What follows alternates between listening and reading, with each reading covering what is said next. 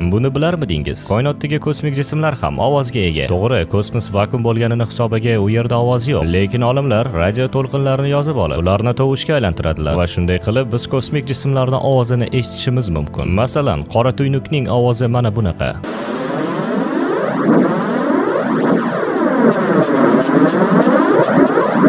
Bu ovozdan yaqqol qora tuynukning atrofida ulkan kuch bilan tebranayotgan energiyani payqash mumkin. Bir vaqtda ham chiroyli, ham qo'rqinchli Helix Nebulani ovozini eshitishimiz mumkin. Uning ovozi ko'plarga qo'rquv hissini solgan.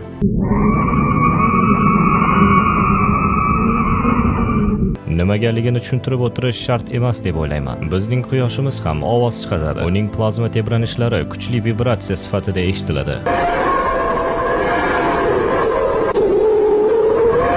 Keyingi ovoz qanday obyektga tegishli ekanligini aniq topa olmaysiz. Albatta, bu o'zimizni jigar, uning magnitosferasi kosmik shamollar bilan to'qnashib, g'ayrioddiy kuyni yaratadi. Agar yana ko'proq shunday videolarni xohlasangiz, izohda koinot degan so'zni qoldiring. Vaqtingiz uchun rahmat.